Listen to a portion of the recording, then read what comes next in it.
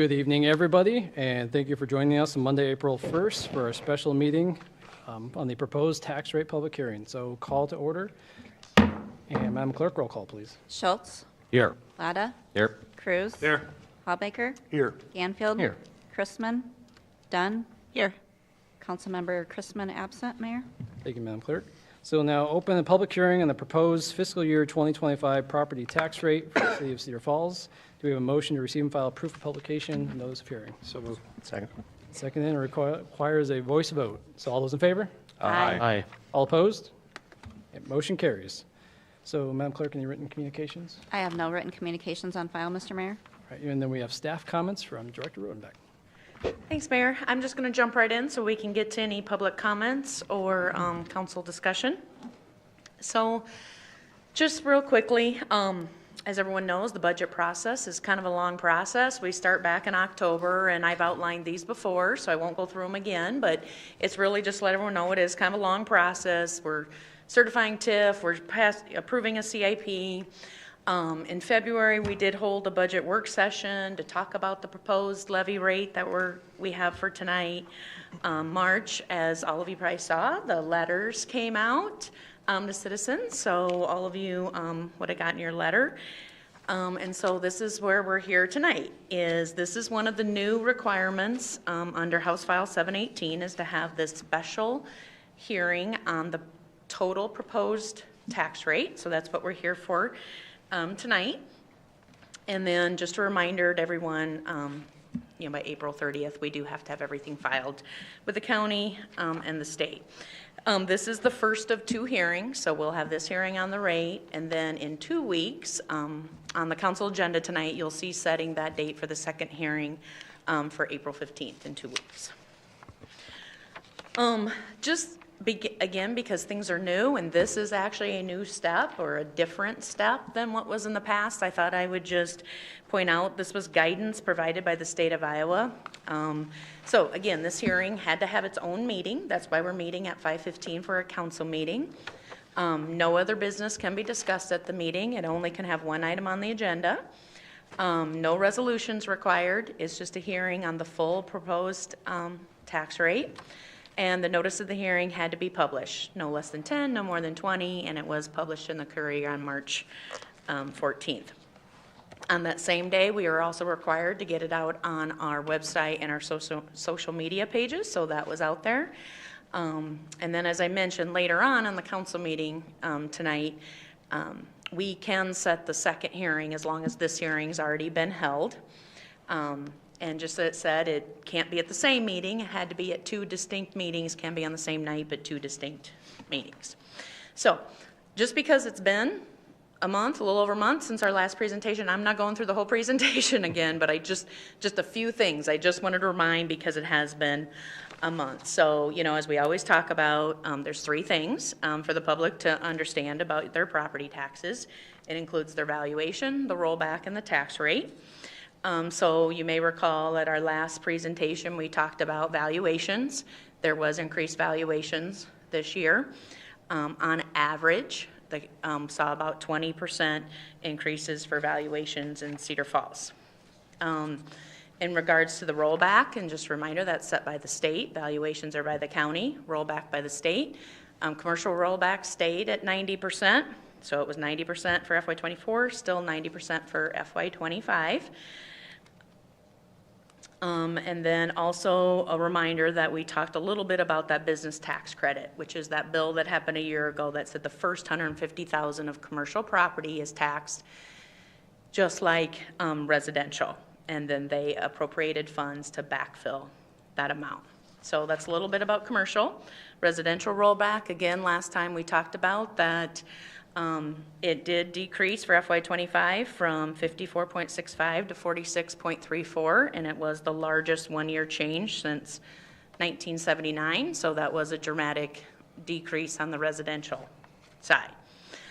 Last piece is the tax rate. So again, kind of why we're here tonight is your role then is about setting the tax rate. So for FY24, the rate was $11.40. What was published and proposed for tonight is $11.93.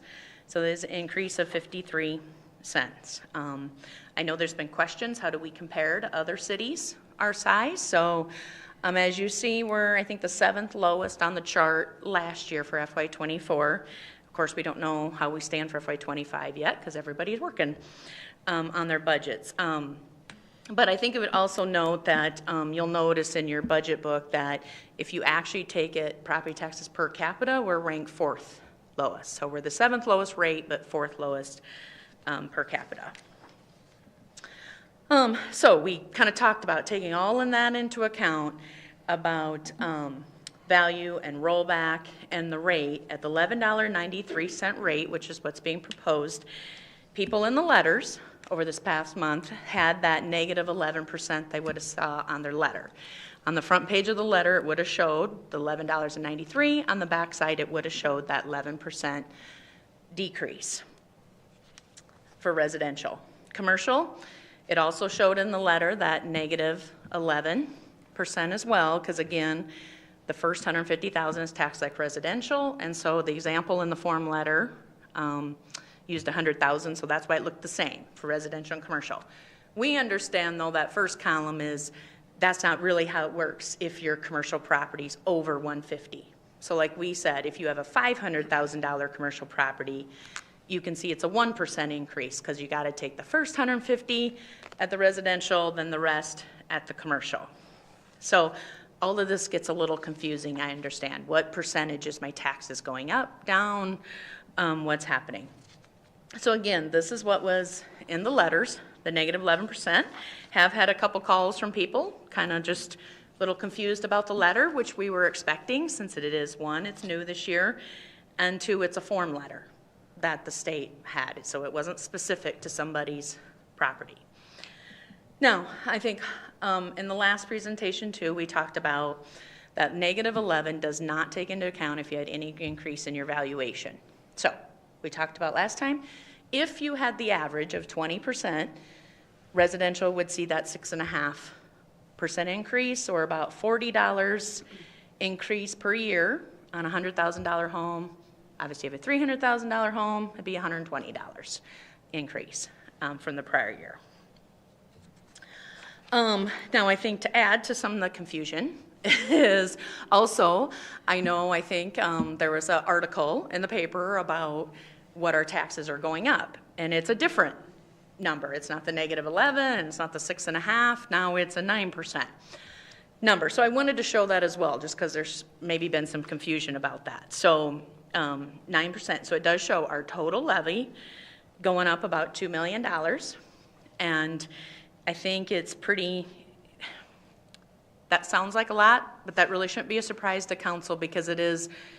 It's pretty much salaries and health insurance. When we had salary increases and union market adjustments that we discussed, that's about $900,000 for salary increases. We were going to put the health insurance contribution in that we talked about at goal setting, and that was around $850,000. So, and then you add in, if we decide to do the few new positions of a few $100,000, right there's your $2 million. So again, that's the total levy is 9%. But again, because of rollback, valuation, and all that, it's not like everybody gets a 9%. It depends what you are. It depends what your value went up. So again, I know that all gets a little confusing. So we talked about salaries and benefits being one of the biggest ones. Again, that was that 3.5% to 5% range we talked about. Additional health insurance contributions, like I said, in the new positions that were budgeted. And just reminded everybody what those positions are. We talked about the aquatic supervisor, that 1-year overlap due to an upcoming retirement to train the new position. We talked about the policy and admin specialists, which duties would include grant writing, ERP implementation, policy development, special projects. I know there's been some discussion by council on this position when we had the job class. I think for us, from a staff, what we see it for is, I know Chase and Ron just had an example that just came up about a DOT grants in Green Hill and 58. That's where we see this position could help, is working on some of those. We know that we're working on a new financial system, ERP implementation, and when you're doing that, you're trying to get your regular duties done and do some stuff for that. We also know there's special projects that come up all the time that kind of whose is that project? You know, one of the things that we could probably just even use from the last council meeting is we talked about the conflict of interest form. And what are we going to do? We're going to survey other cities to see what they have for a form. You know, so I think there's just those little projects that come up as well. Property acquisition. You know, we've talked about this before, that it does cost more to outsource that service, and it can be significant. I think engineering figures about $2,000 to $3,000 per parcel. So when you have a project like Main Street, that's 150 properties, it can be pretty expensive. And then the last one is the SRO position that we talked about. So those were the positions we talked about. Again, because I think it's always helpful to understand that, you know, a lot of times we're talking about FY25 and the year coming up, but we're also trying to think ahead as well about how are we positioning ourselves for the next year and the next year. And, you know we have some challenges with revenue. We know we still have backfill continue to be phased out. The new business tax credit, that first $150,000, they're backfilling it now. Will they continue to do that? We know House File 718 will be reducing again next year, and we won't have reassessments next year. I think on the expense side, we know just challenges about health insurance costs, personnel costs, inflation costs. I mean, none of these are new, I think, probably to anybody. Construction costs, and we know we still have our EMA costs.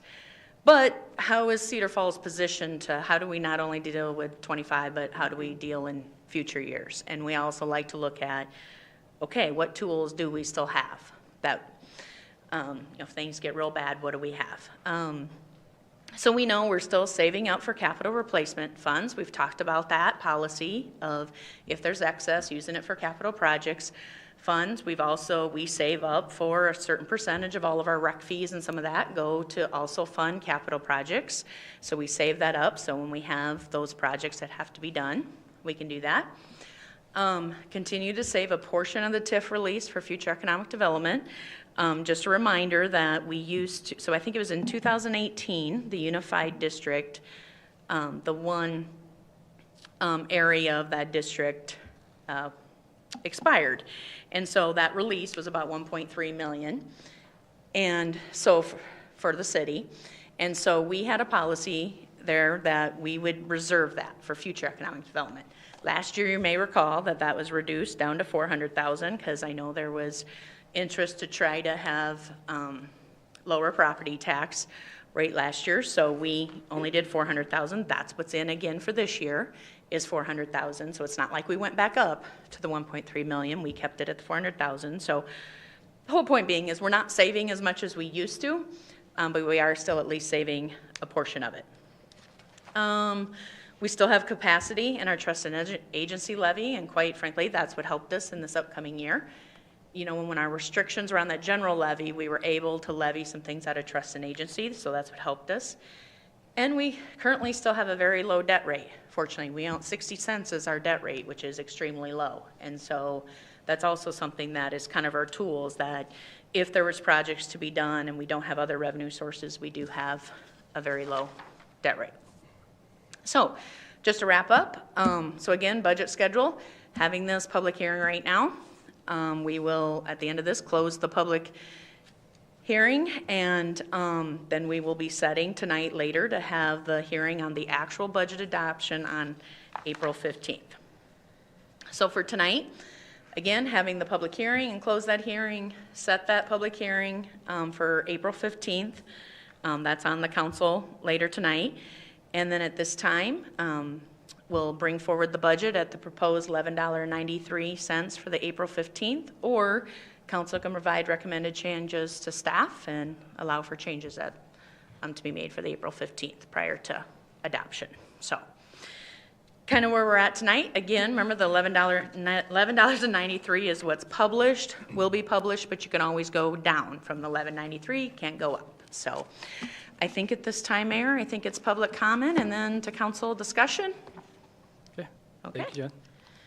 So we will now open it up to public comment for anyone that would like to comment on the proposed hearing for the property tax rate. All right, seeing none, we will close the public hearing, and we'll move to a council discussion on the proposed max levy tax rate. And just a quick kind of set the stage, really for tonight, what we're looking for is either direction to move forward with it as is, or direction, I think, really to either set a lower rate that we want to say the staff come get it to this rate, or specific things that we want to remove from the budget and staff direction to remove those from the budget. So with that, I will open it up to council for discussion. Mr. Mayor, Councilman Ganfield. if I may, Director Rodenbeck, I have a question on the TIF release. I believe you said it was 1.3 or 1.7, but regardless of that remainder, we took 400K and left it in the capital improvements budget, essentially, to use for that. That remainder that was released into the budget, is that like a 1.2 or 1 point more? And where is that then in the difference of this year's budget versus last year? You enumerated the 2 million in difference being salary and benefits and some new staff positions. Where's that 1 million Sure. made up? So I want to step back. So it was 1.3 million. Okay. I know you said 1.3 or 1.7, so it was 1.3 million. So what we were doing every year is we would collect that 1.3 and then transfer it to economic development, okay?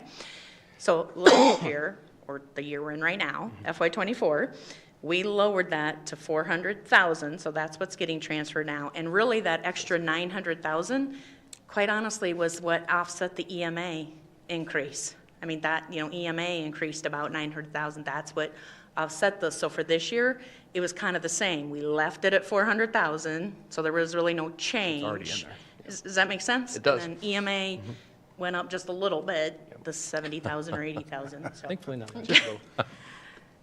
Okay, thanks for that I know explanation. everyone loves the EMA topic, I know, but, okay. Other discussion? Councilman Cruz.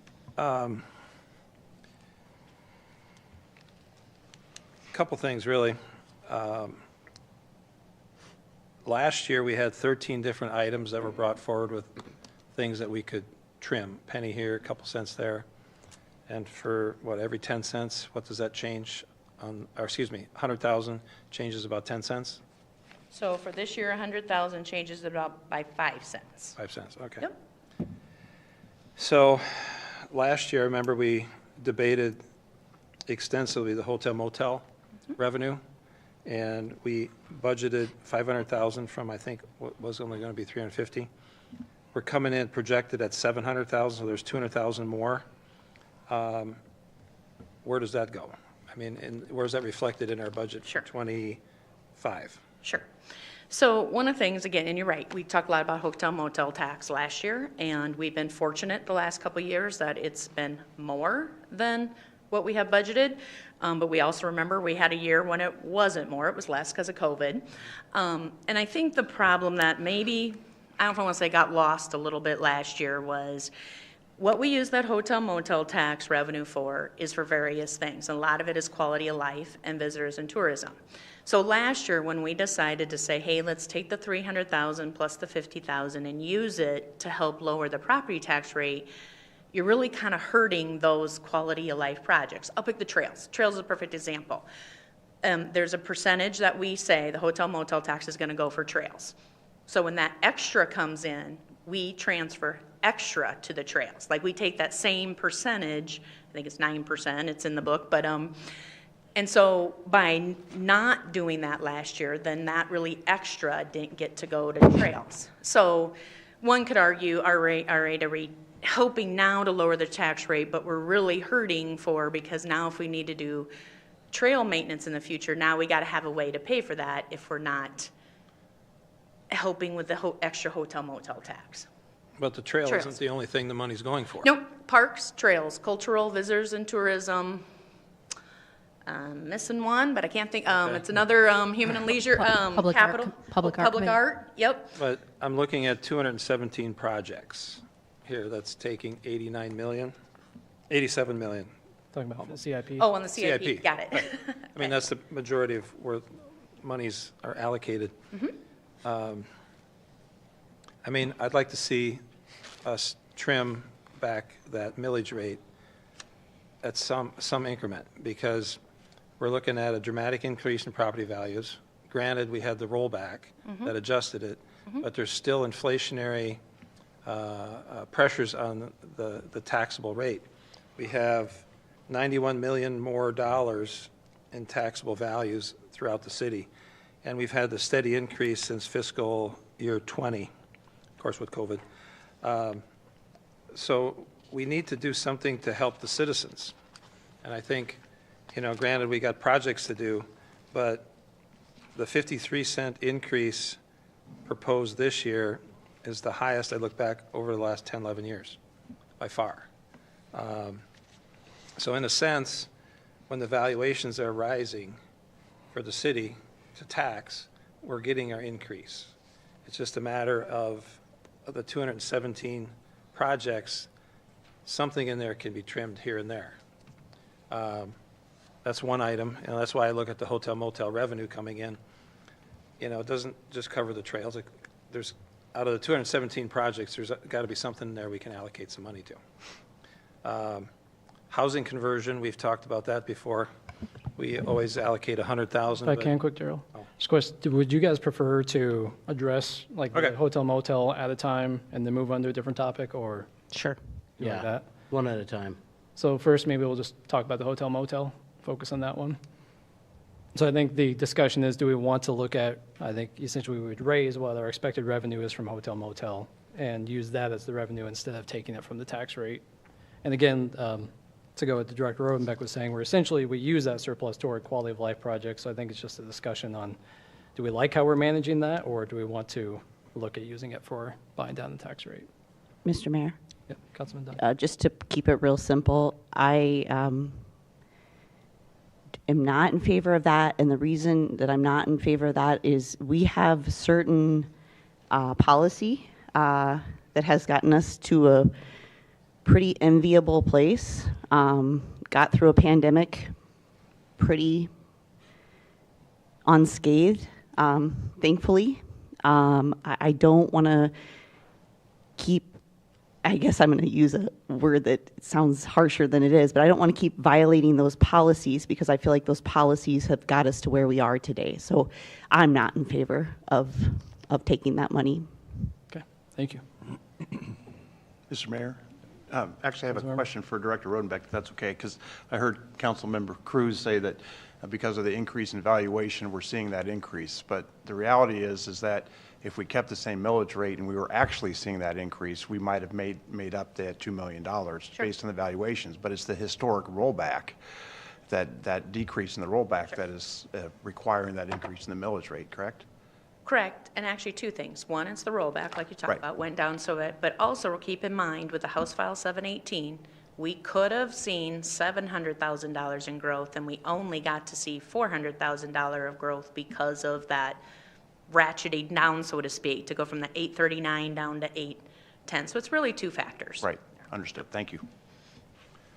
Mr. Mayor? I also think that, to Kelly's point, Cedar Falls is known for these various quality of life things that we offer. And as Director Rodenbeck mentioned, we're not currently investing as much as we have in the past into our economic development. So I think we need to really hold on to those quality of life projects to help grow our tax base for the future so that year over year we can have a slow and steady increase and not, feel those effects from just holding steady with our tax base and not growing. Thank you, Councilmember Christen. Any other? Councilmember Cruz. So to respond to Mr. Hawbaker's question, I believe it's showing in here that the assessed values are $733 million more. And with the rollback, we're getting taxable values 91 million more. So we are getting the bump in lieu of, or still as a result, after the rollback takes place. So the inflationary increase in our budget, it's already accounted for in there without having to consider the millage rate. So, Portion of it. sorry. Portion of it. Yeah, well, 91 million. That's no small potatoes.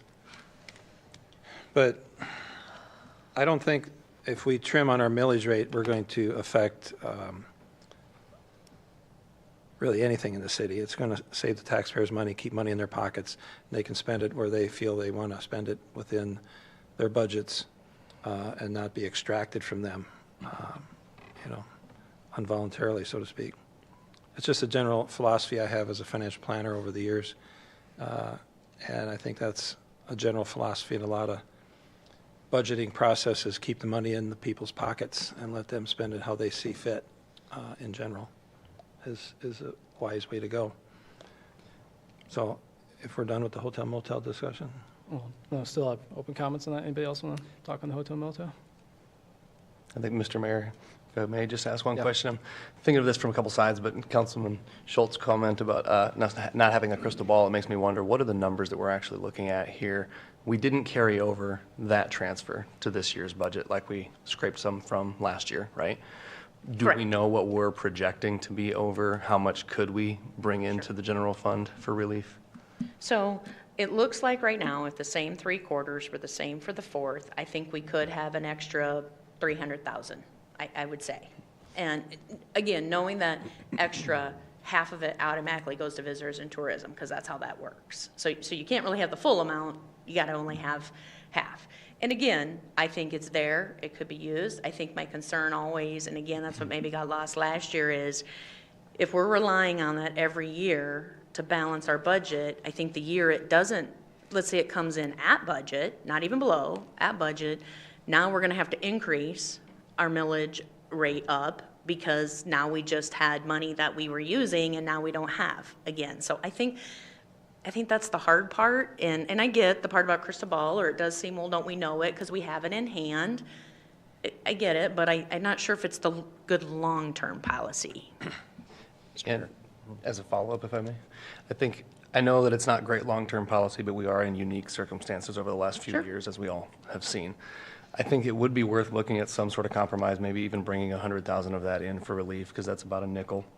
But it's not lost on me that we do need our tourism dollars because we're about to launch a new river program, pun intended.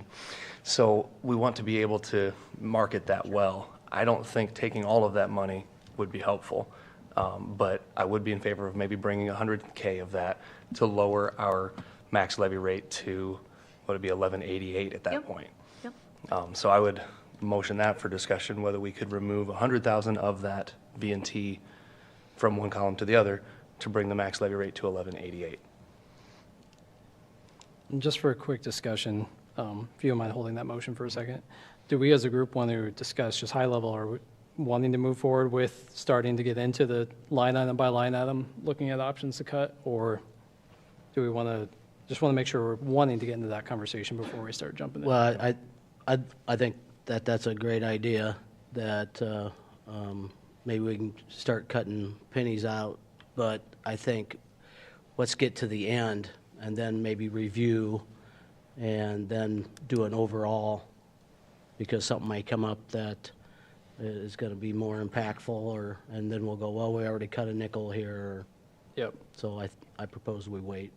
Okay, well, I can keep track. So far, we've got hotel, motel, and then just our carryover funds. I can just keep track of what we're talking through on. Mr. Mayor, may I just throw a quick, Councilmember? Mr. Mayor, if I could, just before we close the book on hotel motel, when's the last time, other than the COVID year, that we came in at or below budget? Do you have a sense? I would say it's been pretty rare. I'd say 20 and 21 were the years because of COVID. Now, in saying that, we probably tend to budget conservative, that we tend to think, okay, if we got 1.4 million this year, do we want to budget 1.4 or do we want to budget 1.2? Because, again, maybe it's because we kind of got burned one year that you just never know. So, I would say that's why we probably come in at or over. But again, it is that thing where if you see those percentages, then those projects get to benefit for that. Trails, public art, Hearst, parks, those are what benefit when we have extra. Thank you. Councilman Cruz? to put more meaning on the hotel motel tax, it'd be nice to have a chart of the number of bedrooms for rent in the hotel throughout the city, because we've had expansions of one hotel and a whole new hotel built, and we have had significant growth in the potential of hotel motel tax. So that's an element there, because I'm looking at the actual revenue from the tax for the last 3 years, 614, 760, and we're projecting 700. You know, pulling in the extra 100, like Councilman Ganfield is saying, I think's not hurting the numbers by any means, and we know that there's a significant number of bedrooms that have been added to the rentable rooms in the city in the last 3-4 years. We got the big one downtown as well. So that's a pretty safe bet, I feel. The economy is improving, interest rates are falling. You know, I could go into a lot of details why good times are coming, I believe, from a business analyst standpoint. So Okay. I'm comfortable with that. Anyone else in the hotel, motel? Any thoughts? Okay, otherwise keep going. Mr. Mayor? Yep. Just a couple Councilman Ganfield. of questions for Director Rodenbeck. On the aquatic supervisor and the policy and admin specialist, there's obviously that slide of a few listed there, but can you give me the dollar figures on the salary? Don't worry about the benefit calculations at this point, but Sure. on those top two positions? So for the aquatic supervisor, we had, with benefits, $129,620. And policy and admin, we had $93,570 because we see that as an entry-level position, the policy admin, that it'll probably be like a 0 to 2 years experience or, you know, so that's why it's a little bit less than the aquatic supervisor. Did you say 93 is entry level in the city of Cedar Well, Falls? Just to but- piggyback on our career fair last weekend? Well, but keep in mind, you have health insurance costs in there of Right. $20,000, you know, so. Thank you for that explanation. Excuse me. Yeah. Jen, do you have all four Yep. while we're, Yeah, so property acquisition, we had 106, I'll say 107,000. Policy and admin, about 93,000. Aquatic supervisor, about 130,000. Public safety officer, 112,000. And you may recall that that all added up to about 441,000, but we also factored in some revenue from the school to help offset the SRO costs. So that's why you'll hear me say like about 300 some thousand for the new positions because of that offsetting revenue we would have from the school. And correct me if I'm wrong, Director Birdie, but that is half and half, ours and half the schools for the new SRO? Roughly. Yeah, it ended up being about half and half for both SROs. A little better than we had in the past relationship arrangement, so I just thought that was Yes. worth noting. Yep. Thank you, sir. Mr. Mayor. Councilman Cruz? On the SRO, I know there's legislation in Des Moines that's moving along quite well to have $50,000 grants for each facility that has 9th, 10th, 11th, and 12th graders in. So I think we have 3 facilities, wouldn't we not, for that? Two 9th grade and senior. Well, the only thing I've heard about that legislation is has to do with the School Safety Act, and that's for the school districts to make safety improvements at schools. So I haven't heard anything in terms of law enforcement or affecting SROs.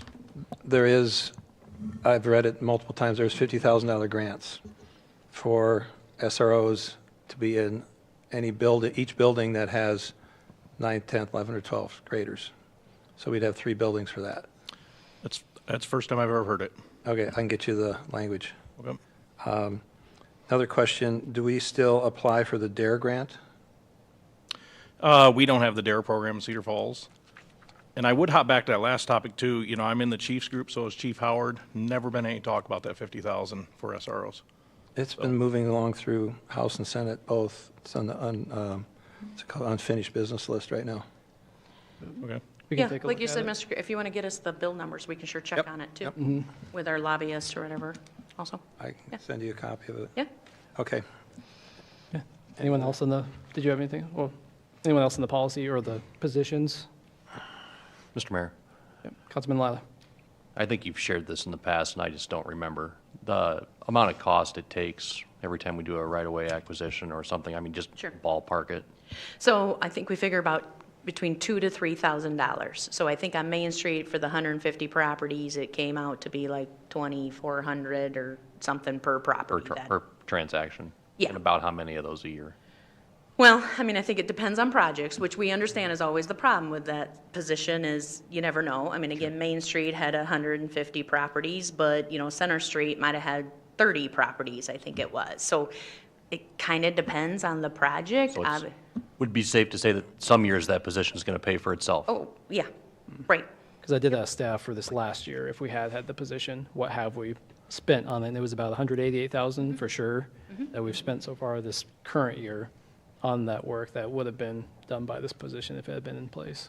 Sure. Thanks. Mr. Mayor? Yeah, Councilman. Thank you. I think that's one of the reasons I didn't look at that position for the numbers on it, because I'm in favor of getting that property acquisition specialist. I mean, we've got potentially 16 properties in your ward. Right. This will pay for itself Right. in this fiscal year. I'm in big support of the SRO as well, so I think we need that. And it'd be awesome if there was some grant potential to help offset, but I assume that that is money for the school district to improve facilities and their safety features that way. So that's probably why we haven't looked at it from the SRO position side. I would look at the aquatic supervisor. I'm not 100% on board with, just because of the overlap there, having two top-level positions. I got to assume that we would be able to get by. I'm not trying to compare apples to apples in this, but, Waterloo had an attrition in, like, fire chief, and somebody came in blind and figured out how to do it, right? It's not like it's not a highly specialized position, but I got to think we can get by without having two aquatic supervisors for an entire year. And we have a tendency of overpaying sometimes for those top-level positions. We have some chief-level salary that's gone out the door for double for a year. I mean, we don't need to do that. So that's why I brought up those items. The aquatic supervisor position, if we can get by without it, I'd like to remove that from the general levy, as well as the policy and admin specialist. So that saves us over $200,000 there by removing those two, which would bring it down to $11.78 instead of this 53-cent landslide of an increase. I'd like to see if we could get it down to that $11.78. That's my offering for compromise sake. Say just from my standpoint on the policy position, had this conversation with you, Daryl, too. There's a lot of grants out there that we are not accessing that I do feel this could be a position that dramatically pays for itself if we're out there doing more of that work. Again, it's like any investment. You never know for sure up front. So just for conversation's sake, I do think that's a position that could play off very well in the long run in helping us access a lot of things we're not currently. I know the DOT funding you talked about. The question is, do we have staff time to be able to go after all of them? This would help with some of that. So just a discussion piece there. Mr. Mayor? One second, Councilman Mr. Lau. Mayor, I think especially as it relates to some of those DOT projects is really where I see that position bringing value. I know we've heard just how underfunded the Green Hill and 58 project is, and I don't know what, look at the Chase here for a minute, I don't know what, if any, grants we may have available even at Union and First. So, I mean, I just think there's opportunity with that position. I could maybe be swayed a little bit with the aquatic, but I think the grant in particular, I think we need to keep. Mr. Mayor? One sec, Councilmember. Go ahead. Who is it? Okay. I've been, Councilmember Dunn. So Jen, correct me if I'm wrong. Okay, tonight we're setting the max levy. We can always go down, but some of my fear, I think this discussion's great. I'm not taking away from the discussion, but obviously we've already had public comment during this portion of this meeting, which is, so I guess what I'm getting at is the discussion's great, but I would hate for us to make a move tonight. And the thought on that is, if the public is listening right now and then comes to the next meeting where we have the public hearing on the budget, then. I'll step in here. Okay. So this is that public hearing. But what- We but- set the max levy at the last meeting, and this is the meeting to discuss, is there anything we want to adjust before at the next But we can always meeting? go down. We can still go down. Okay. I think actually, we had a little bit of this conversation this morning, because we just kind of wanted for ourselves to be on the right page too, is I think that maybe your concern is if we decide to cut some things, does the Yes. public have the opportunity To weigh in. really voice that, whether they want to agree or disagree? Yeah. And what we talked about this morning is I think that, for us, I think if there's things that council wants to cut, and maybe how Gil said, maybe at the end, it's, okay, here's all the options, which one we do, then we know we can come back next time with, that's the budget we're kind of putting in front of council to, this is what would be approved. And that's a public hearing. Council would, or public would have the opportunity then to say, no, I don't want to cut that. And we're fine because we're really just going back up to where we were. Sure. You know what I mean? Sure. So if that was your concern. Yes. They really would have an opportunity on April 15th during that budget adoption hearing to voice, no, I don't want to go to 1178 or 1188. I want to stay 1193 if it means I can have this and this and this. If I can Does that have help? the services, yes. Okay, so another question is, what exactly, a quick rundown of what are the roles or jobs of the aquatic center supervisor? So the supervisor is probably most recognized for their work with the falls. There is winter work as well, but the falls is probably most of it. So around this time of year, depending on how the weather is, they might be starting to deal with kind of taking care of some of the winterization that was put in place, and thinking about what the timelines are to address things. We're having pumps installed that we had maintenance over the winter. Sometimes that goes smoothly, sometimes not so smoothly. A lot of things like that. We're getting ready to wash the pool and make sure we have all the chemicals in place. And then I guess the big one that I haven't mentioned is staffing. Working really hard to get the lifeguard numbers that we need in order to be able to open the pool and meet the state requirements and do the training and have all of that done by the end of May in order to open the pool per the public expectation. So then running the pool during the summer, obviously we run into things. We had some chemical lines break last year on July 4th that we had to deal with. We've had water pipes that we've had to replace, so this position helps manage all of that, working with various companies to repair those and deal with things. And then close the pool at the end of the season. There's a lot of prep work there for the winterization. And all of that, we continue to run swimming lessons at the indoor pools. We use the 2 middle schools. So those run spring, fall, through the winter, managing a lower amount of staff for the winter needs. And then helping with miscellaneous things at the rec center in the winter months as time permits. So we do, the supervisor is in place, and then we have for the pool itself, we have more seasonal staff, not just the lifeguards, but we have 3 assistant managers and a manager. And the assistant manager and the manager are what really help also getting all the staffing in place and running the summer operations when the pool is open. And so one thing that we've talked about is that we might not need that level of having, a manager and 3 assistant managers, that if we're going to have the overlap of the supervisor, we'll be working on a staffing level that way as well. Mr. Mayor, could I Councilmember Love. piggyback on your statement there? Excuse me, and understanding that we don't have a crystal ball, we've established that. If that position, the supervisor position, were to be filled internally, would we consider that an FTE neutral move and perhaps not replace? So looking at, let's say you hired up a manager and assistant manager, would we ever consider to offset that cost, maybe not budgeting for that position the following year? Well, this is a I one-time think- expense. Yeah, it's a one-time expense, and I think you might be asking what I was just kind of saying with the manager and assistant managers, that, if it's an internal hire, there's that opportunity like you're talking Okay, about. just Yes. want to make sure I heard that correctly. Thanks.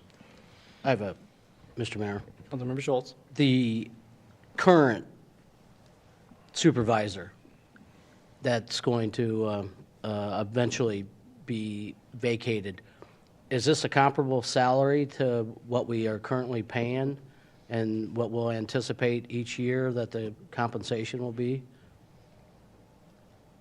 I don't know offhand what our current supervisor is paid, but the job class ranges from, I was just looking at it, it's a low of $32 an hour, and I forget what the high is. Well, this is around $60 an hour, Well, I think we talked about their $120,000 a benefits year. factored into that. That It's not includes just benefits. the salary. Right. Yeah. Well, I'm just, it's, a lot to think about. Mr. Ganfield brings up a good point. You don't have too many positions in the world that you bring someone in for an entire year at the salary that you're going to be taking or close to that salary. And just that's one of the things I want to look at in further discussion. Mr. Cruz brought up a combination of these other two positions at a previous meeting, and you know, there's good debate on both sides of that. They both could pay for themselves. We were unfortunately lost out on, for example, some Main Street money because of, you know, not having that specialty in place. So if we look at these four, and I've got them, you know, my 1, 2, and 3, and 4, and I've been moving them around on here. The aquatic one is the one that's coming in on the shorter end of how can we do a workaround with that position. Mr. Mayor, if I may, Ganfield.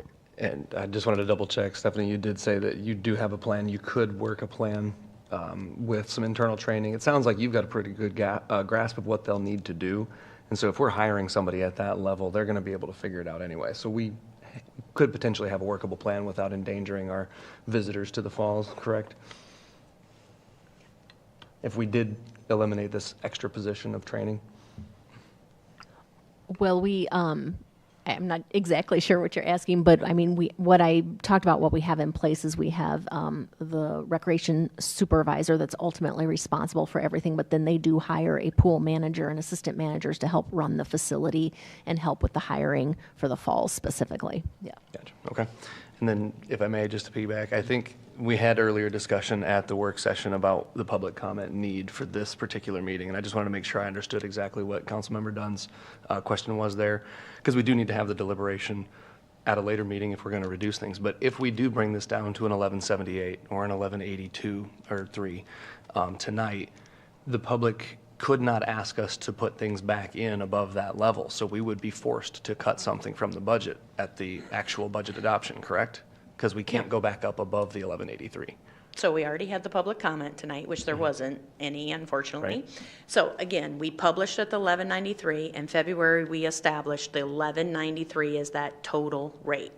I think for tonight, what we're trying to get is just okay, are there things that you agree to that you want to cut? So when we come on the April 15th, we're bringing what I would call maybe the budget that you want to see, a majority of you want to see. And so if that's directing us tonight that, hey, I want to take out the aquatic center, the 100,000 for the housing, and that's it, that's the budget, you know, that's what we'll bring next time that then public could comment on, but those could get added back in because, you know what I mean? Because it's We're all not been actually- published and everything at the 1193. Yeah, we're not actually reducing anything tonight. Right. That makes sense. Is that, yeah. And we're just trying to get some direction so we bring next time what you guys want, you know, for that. Instead of on the April 15th, we're trying to on the fly change things and do that. And then, you know what I mean? Where if we know now, that's what we can bring. I think, you know, back to the aquatic center, I think the thing that is hard about that one is the fact about it being a seasonal. That is the problem. I mean, normally we wouldn't try to overlap a position for a whole year. I mean, normally we'd be talking about a few months, you know, maybe trying to get someone in 90 days before someone leaves. It's just tough with this one when it's a seasonal thing. Someone's retiring right before the next season, and this is our only chance is this season. I mean, that's why this one is unusual, no doubt about it. This normally we wouldn't have $100,000 or whatever $1,000 ad for that long. We normally wouldn't have that. If I may, Director Sheets, when are they vacating that position? They published? Chris Schoentag has let us know that he plans to retire in May of 2024. We don't have nailed down, 25, sorry. We don't have nailed down, you know, what's his last working day. You know, there are a number of vacation days and things that sometimes that can be while their last effective date for payroll versus working day might be different. We don't know those details yet. So, correct me if I'm wrong, though, this is a budget for starting in July. They're going to miss most of the pool season's opening duties. They'll learn some of those up until May next year if they were to be hired for this let's say overlap? the last working day is through May, then yes, a new person could have overlap in the March and April and May period of opening, yes. Well, if I can quick to clarify, when would we hire this new role then if we went ahead in the budget? When would they start the position potentially? We've advertised for the position, hoping that something like this could be approved, so we're waiting to hear what council's position might be on it before we set a start date or make an offer or anything like that. Just from the budget standpoint, would it be in the next fiscal year though, so we wouldn't do it till July 1st, or would we be looking at proposing having them on this year in the current budget and getting them on sooner? It really kind of depends on who the candidate is, who we make the offer to, and when they could start as well. But, if it were still in this fiscal year, obviously some of it could possibly be. Then, we've looked at a budget amendment to cover that. Again, with, if we have internal savings and staffing, we would shuffle things around. Mr. Mayor, Yep. Councilman Schultz. Ms. Sheets, staffing for the pool year-round, it's just this one person that's full-time all year round, or is there, Correct. okay. Mr. Mayor. Council Member Dunn. So with that, I'm assuming this is a kind of a specialized position. I mean, are there, this isn't something that most people would come in just knowing about, correct? Or, and to add on to that, I assume since it's the one person doing the job, are we staffed to be able to even have a person just jump in and shadow? Like, does our current staffing allow for someone to shadow and know the job? And I'm assuming because we're asking for this position, it does not. And knowing that we also operate incredibly lean on staffing in this city, I'm assuming it does not allow for that. But I just wonder if I'm wrong in assuming that. The supervisor position makes sure that all of the pieces of the puzzle are addressed and has people like what we call the pool manager or maintenance workers and directs them on what they need to do. So I guess I would say the big picture vision and understanding of how to maintain and run the facility is held by the supervisor and the supervisor alone. Many others are familiar with their pieces and probably know them well and could do them, but they don't know some of the others. Like Director Rodenbeck said, I think the challenge is it is a very seasonal type of position, heavier spring, summer, fall, and kind of lighter in the winter. So we were trying to gain that overlap and the expertise that our long-term staff has, that knowledge. We always talk about that with succession planning and the knowledge that goes out the door. With an aging facility, the Falls is nearing 20 years and doing quite well, but we have started, probably a couple years ago, we started a list of what are kind of the major maintenance items we need to be thinking about, trying to take advantage of our internal knowledge, and that's only going to increase the needs for maintenance. So having somebody that has the expertise of both the maintenance side and the customer service and safety and lifeguard side, that's a very unique role. So there's bound to be at least half of that really has to be learned. Okay. All right.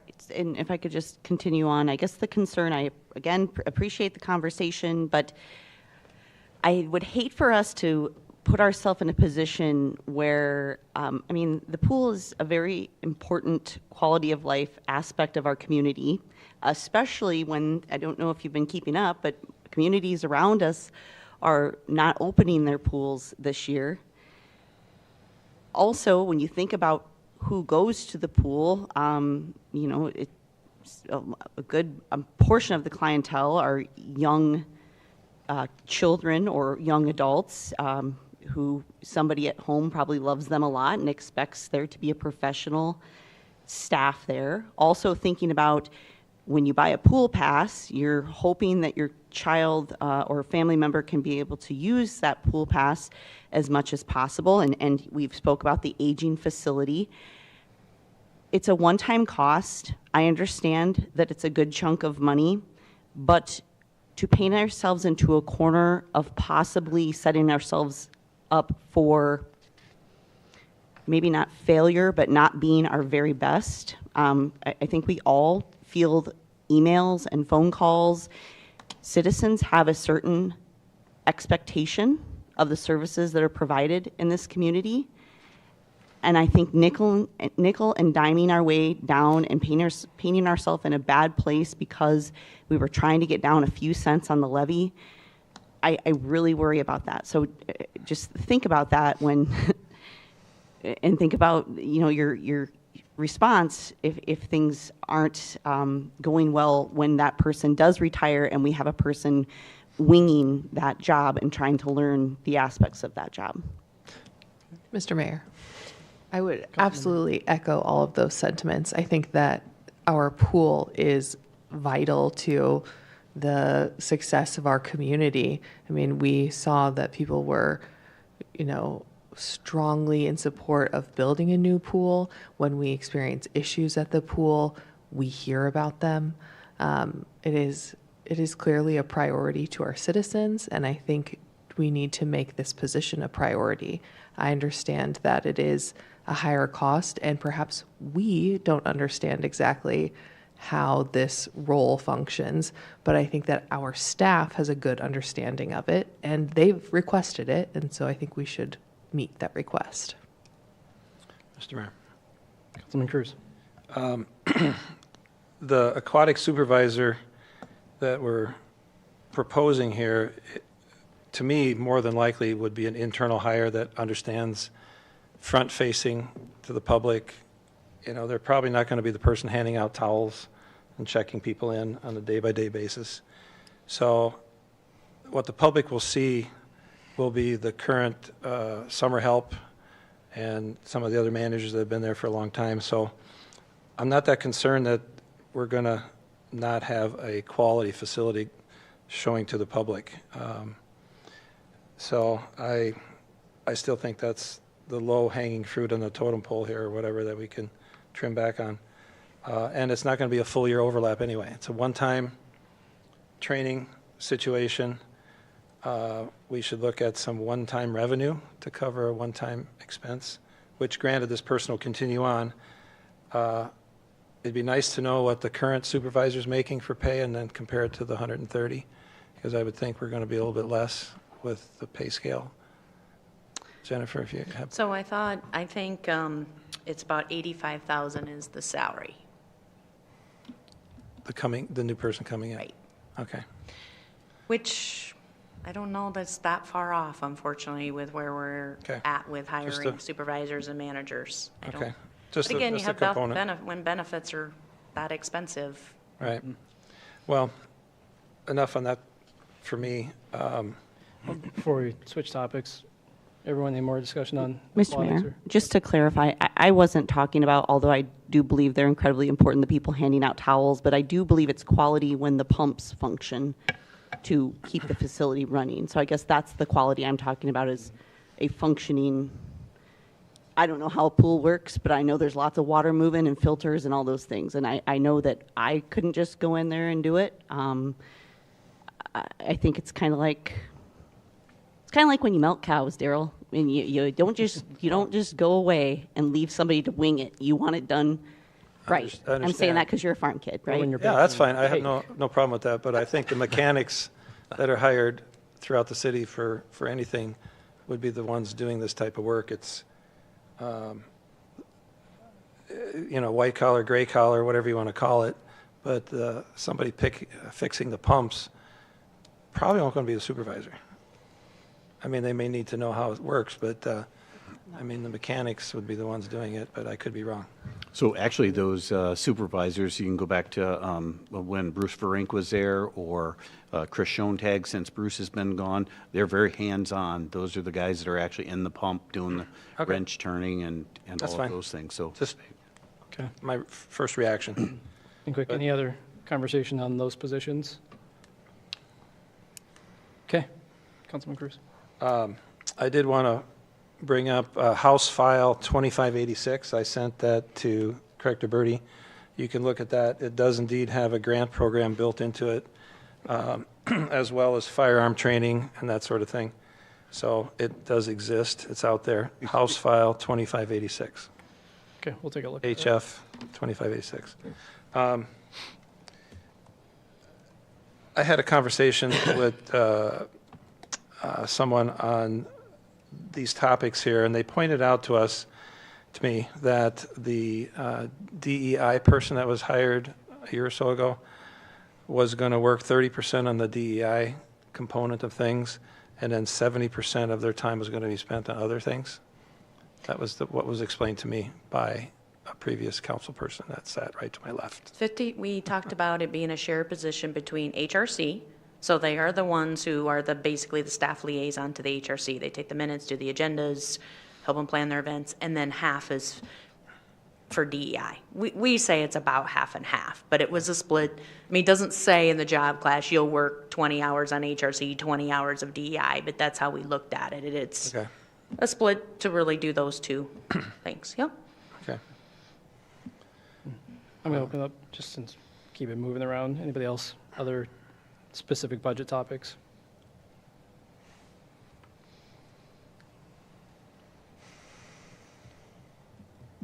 Because currently on the discussion, just from ones we talked about to recap, so we had hotel motel and talking, you kind of threw out a general number, maybe 100,000 there looking at. Talked about the transfer, the surplus transfer each year. Had discussion on the aquatic supervisor and a little bit on the policy admin. Are there any other budget topics or anything that council would like to discuss? Anybody else? Councilmember Cruz. The rental housing conversion program, we always allocate 100,000, and I believe the majority of the years we use 20 or 30,000 of that. I would propose we bring it down to 50 or possibly 40 that we actually have. We did talk about changing the program going forward, but that would be applicable to the next year's budget, not 25. So I think there's room there that we can conserve and not affect anything, really. Any conversation? You guys have something? Secrets don't make friends. Can we not change the policy for the current, for this funding? If, moving forward, we'd like to make changes, we can change it. Yeah, I know, like this morning, the mayor and I talked about, do we want to just kind of say it's just generally 100,000 for housing initiatives, whatever those might be. I know there's been a lot about the housing trust going on. Is it the conversion program? I think you can budget it, but you don't have to, for that specific thing. You could be more general about that. I think the only thing from a staff side that we talked about this morning is, if that was the case, if we wanted to keep it in for 100,000, saying it's generally for housing initiatives, I think the only thing staff would need is some direction about, do we have a certain amount for the conversion, just so staff would know to tell, like if someone calls and says, hey, is there any money for the conversion program, they would at least have an idea. Is it maybe about half of it? Is it all of the 100? None, so I think that's the only direction that staff talked about we may need, but you're right, it doesn't have to be 100,000 housing conversion and then it never can do anything else. I mean, council could decide or give staff direction, keep the 100,000 in there, but we want 50,000 for the conversion and 50,000 for other housing initiatives, or however you wanted to break it up. Mr. Mayor? Yep. I think that we have discussed housing being a priority, and we all seem to be in consensus on that. So I think we should keep that funding in, and then we should have a referral to discuss potential ways for it to be used if the current use is not the best use. But I don't think we should lower that amount. Mr. Mayor? Councilman Gatfield? I think the only logic against that is that traditionally the trend line for that, we don't need a crystal ball to see that we're not expending $100,000 in this program. So we could reduce it in half and still far exceed the ask for that program, and then retool what we use it for and maybe increase it again next year. But that would save us 50 grand if we wanted to cut it to that and not eliminate any of what we're talking about. I think we all do value that we need housing of various options here in town. But that was one of the things that we talked about before this budget. So I'd like to see that as an option too, just to see how that could help us massage the budget into a workable fashion for our next meeting. And I would go quick skim. It does look like there's $50,000 per facility where 9th through 12th grade students go to employ one of our officers, so it's worth looking at. I might interpret it incorrectly, but Actually, if I may, I took a look at the House file too. It's possibly a grant up to $50,000. Maybe it's on the unfinished business calendar. It's not guaranteed, but it's, yeah. Which And would then be a bad we'll take a budgeting look. practice. I would just add, I know, I'm just saying it's there. I mean, We'll take a look at it from staff. yeah, I would not just law add, if yet, though. you read through it, that's for the schools, that's not for us. Correct. But yeah, so they might apply for it, but Yep. they'll pay for us. This would be a good assignment for a full-time policy and administrative. Zing. You always bring things full circle, Gil. Just bring it I around. like that we're all still smiling. That's good. I would say just on the housing piece, there are a lot of the Housing Trust Fund, a lot of programs we're looking at for this coming year around housing. Don't have that all fleshed out now, so there is some justification there. But again, there is some justification to say that we haven't been using it historically. So what amount needed there is kind of a discussion on how much we want to invest in the housing this year. Mr. Mayor, do you have a sense of when we may get some direction on how we may better use those funds for the housing trust? Director Gaines, or Administrator Gaines, excuse me, So, wrong title. so remember, the Housing Trust Fund has to be managed by a Housing Trust Fund Board, which is separate from the city. So right now, we don't have our Housing Trust Fund affiliation with the state of Iowa, so we're in the process of getting that. And then also, the board is in the process of getting set up. So once those two things happen, the board themselves will then start to develop a program on how they want to administer those dollars. Is it startup money for rental assistance, or is it refundable loans or non-refundable loans for down payment assistance, any of those things. And they're gonna, that board's gonna look at all of those things. So it's probably gonna be more towards fall before some of those really get established. Okay. We will, because there is a local match requirement on this Right. fund, so it's $200,000 just about state money. We will need 50,000 or so in local match. We're working with Blackhawk Gaming, Schoids, and some of those to apply for funds there. There's a chance we may need some from city funds to get access to that capital. The goal is to try and raise it as much as possible from other sources, but there may be a need for some funds from the city to access the state money. And that was kind of my question. I think that's potentially what gives me pause with reducing this down too much, because we don't know what we're going to have to kick in on our own. If we were going to look at reduction to Councilman Ganfield's initial number of 50, if we were going to look at reducing, I could maybe meet in the middle at 75, but I wouldn't want to go any lower than that, just because we don't know what we're going to have to kick in on our own. Mr. Mayor, to that point, we use about 20,000, so going to 50 gives us a 30,000 slush fund. That's why I chose 50. I was thinking of going lower to allocating 30, but, and that would give us a 10,000 cushion. But 50 seems like a good number to me, giving a cushion over the average usage of 20. And then the fact that the programs are not up and running, and we would be using it in the fall or through the next winter coming. So I think the citizens would benefit from it. Councilman Schultz? Yeah, that's where I was too, looking at 50 for the housing, and if we don't touch the aquatic, which still is concerning on that, but 100 from hotel, 100 from surplus, and 50 there, at least gets us 12.5 cents, somewhere to start. Any other discussion on the rental conversion? And I'm just keeping track of all these and can recap them with you guys afterwards. Okay. Any other topics for discussion? So Mayor, I just want to make sure, so is council going to give staff direction to what to do of all that, so we know what to come back with next time? Or All is the it above. all of that and come back with that? And I'll circle back with everyone after we kind of have some conversation here and see what is that direction we want to give with these numbers. Mr. Mayor, anything you could give us tonight, if they'd want to go and vote on these things individually, would be very helpful for us, because again, if we're going to try to bring these and try to do that on the fly Yeah. at night, you know, sometimes there's ripple effects that you don't know of when these happen, so we don't want to give out any incorrect 4 or 5. information. Yep, How many you got, 4 or 5? 5 different items. Could we recap just? Run through. Yeah, so we had talked about $100,000 from hotel motel.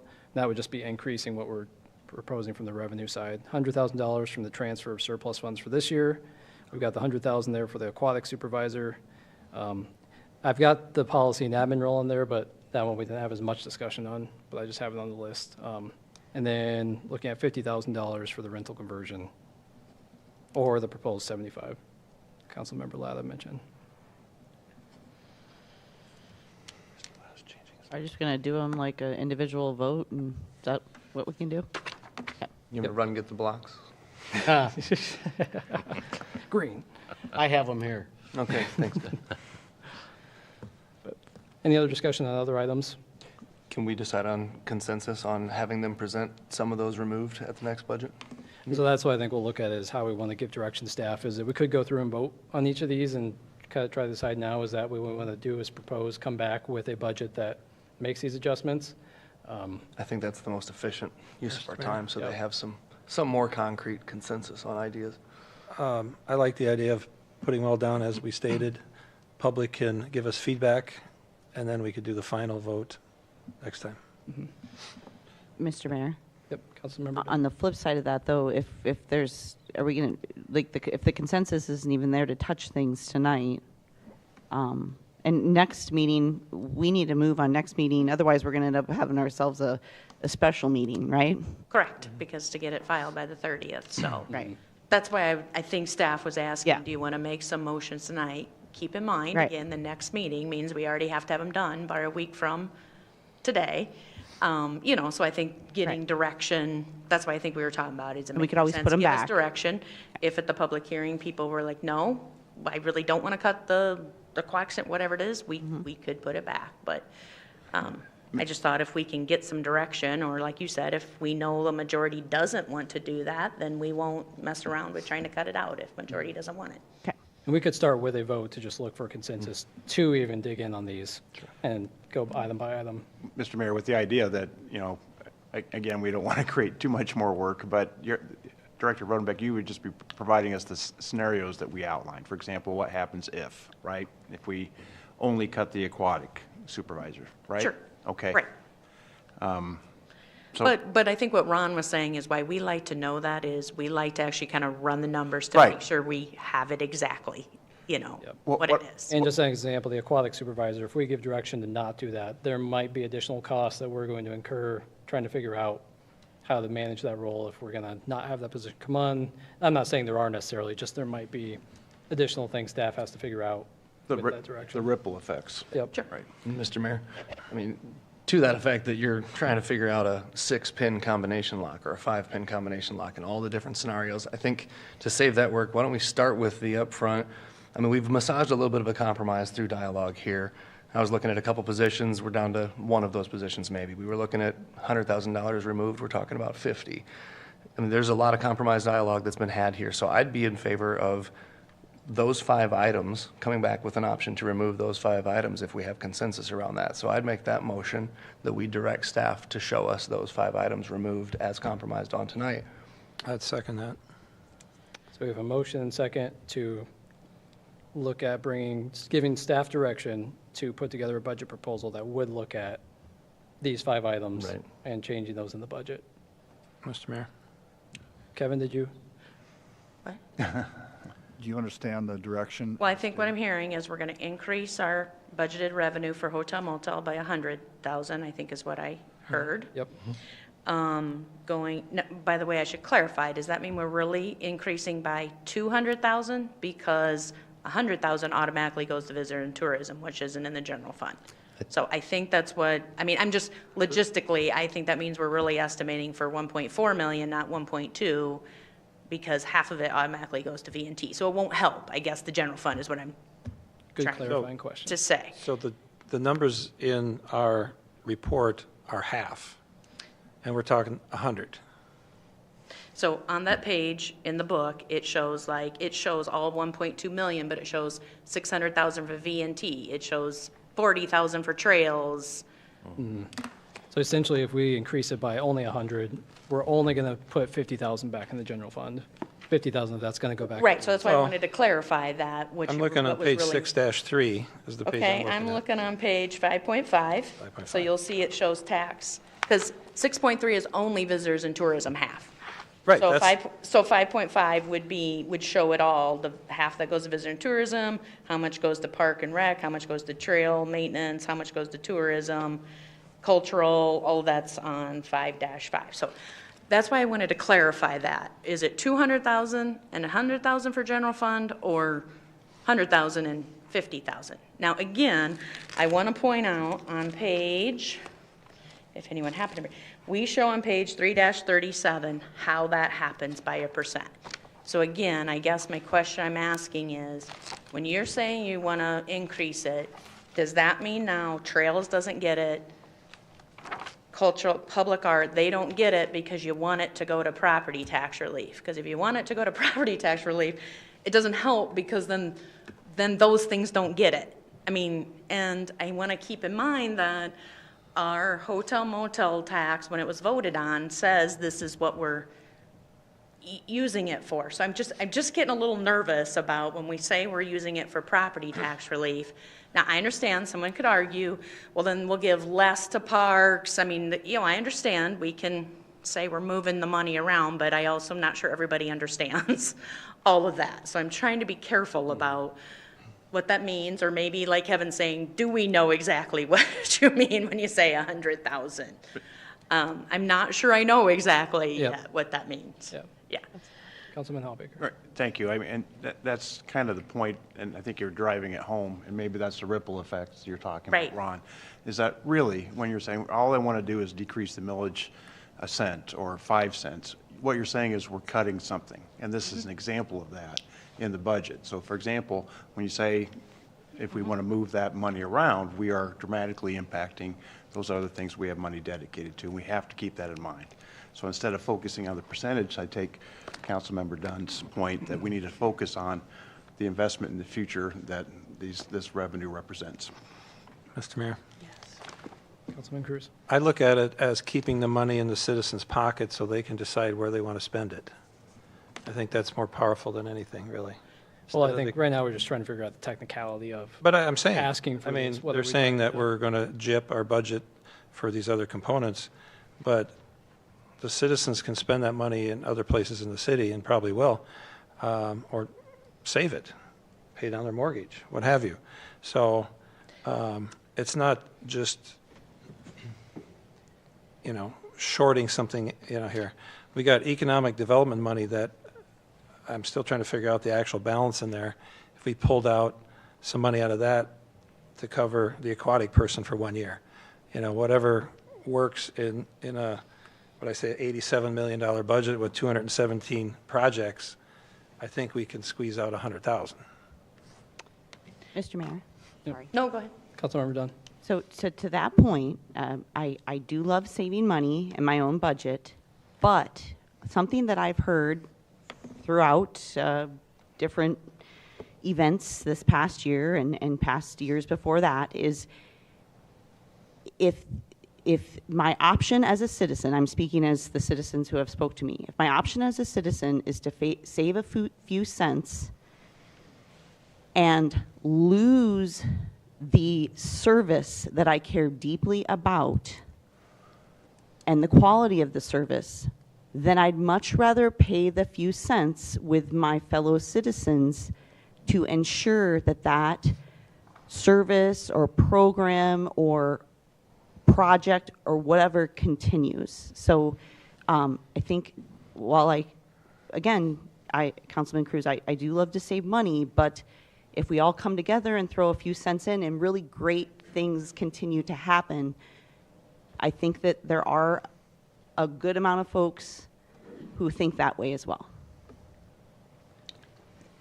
And just to add a few things quick, because we can stand up here all night and posture, we're trying to save taxpayers' money, we're trying to spend taxpayers' money. At the end of the day, everything's an investment. Everything comes down to is what we're putting money to worth the money we're putting the money to. So I think for tonight, it's a question of what's worth spending money on. And I think to go to your point, there are things that people in this community want to see from us. If you go look at Facebook, when the Waverly posted they're not opening their pool, there was probably 600 comments of people in outrage over I wouldn't say outrage, but people concerned about the fact we're no longer offering that. So tonight, I think the discussion is what's worth investing in as a community. Mr. Mayor, that's the reason we have the 5 items we put out there, and then the next 2 weeks, the public comes forward and say, I want to spend 2 cents more. Or I'd rather keep, a couple $100 in my pocket to spend where I want to spend it. So that's why I just want to keep us on these topics, on Right. what are the I agree. actual things. I agree. that- Mr. Mayor, and I'm probably the one that got misdirected there a little bit. So back to the 100,000, is that where we're at? We're trying to figure out what the motel tax direction Yes. is? Well, that's what I'm trying to figure out. And again, I want to, again, I think this is a little bit what was nerve-wracking a little bit about last year is we already have citizens spoke about what they want their hotel motel tax to be spent on. And it is about cultural parks, tourism and all that. So again, I think if you're telling me we want to increase 100,000 of hotel motel tax revenue, then what are we not giving this? And is it we're kind of doing okay, so really say we're spending less on parks. We're going to spend more, we're going to spend the percentage on hotel motel for parks, but go and spend really less general fund property tax on parks. But again, is it 100,000 or are we budgeting 200,000 and 100,000s for V&T? I mean, I am just trying to get a little bit of that direction. Mr. Mayor, Yep, is there Councilmember. any way we could go, and maybe you're planning on doing this and I'm getting anxious, but are we going to go down each thing? Because maybe there's not even consensus maybe there's a consensus to remove, or maybe there's a consensus to carry on as already planned. So are we going to do one That's the, thing? Okay. that's the motion on the table, is wholesale, do we want all 5 or not? If it doesn't pass with a majority, then we move on and go item by item. Yep, so currently we have motion second to bring all these in to the conversation, but first we were just clarifying is what are we actually asking for in the 100,000 from the hotel motel? So if I can just recap it, saying 100,000, the question is, are we actually saying we want to increase that budget by 200,000 and 100,000 of that for the 50-50 split's going to go to VNT, and then 100,000 of that will go to the city budget? Or are we asking for 100,000 increase total, which 50,000 will go to VNT and 50,000 will go to the city? I think what we were asking for was $100,000 of the excess above expected revenues to come in to affect the budget decision, and that $100,000 in scope does trickle down to being only 50,000 of that in taxpayer savings. Well, Mr. Mayor, can I get clarity? Yep. Looking at, Jennifer, looking on page 5-5, I see the hotel motel carryover 305,000. That's what you guys did last year. Okay. Where'd that go? Are we taking, that's what Counselor Ganfield was saying, we take 100 of that 305 or 150 or?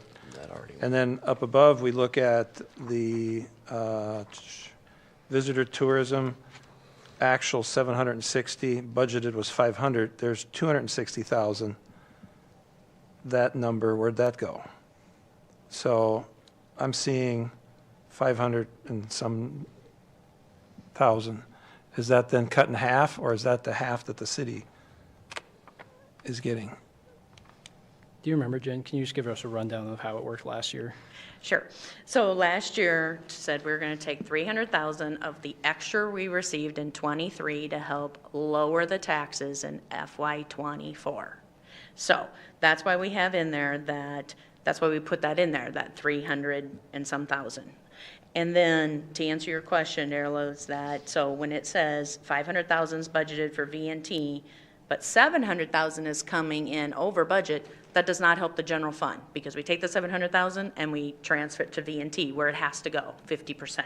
So that doesn't help. So we still get It 50 would be of the it. actual couple 100,000 from the other items.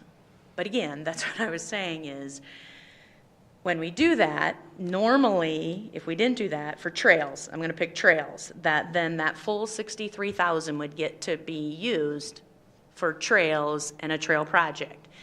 If you tell me, no, I don't want that, then trails isn't going to get 63,000. It's going to get the percentage of 100,000 that you decide to lower as the percentage. So it just, that's why it just gets a little tough when we talk about hotel motel. it is hard to just say we're taking that and using it for tax savings. That is a little complicated. Now, again, I understand, we can play the thing saying, okay, we're really saying we're gonna take lower for parks, and we're not gonna save a project for parks. That's really what we're cutting, so to speak, is how that would work, if that's what you're telling me. Mr. Mayor, I have a question for Mr. Rogers. Regarding the hotel tax, what's our obligation based on that? Not Vote. budget savings. I'll put it that way. Right. That's not the purpose of that tax. So- So we can conceptualize it like that, but it. So we should take that off the table? Is that your Jen recommendation? Jen is trying to nuance this into us not violating the directive from the voters. It's moving the money around so that we're not actually taking a direct budget effect from the hotel motel tax, which we cannot do.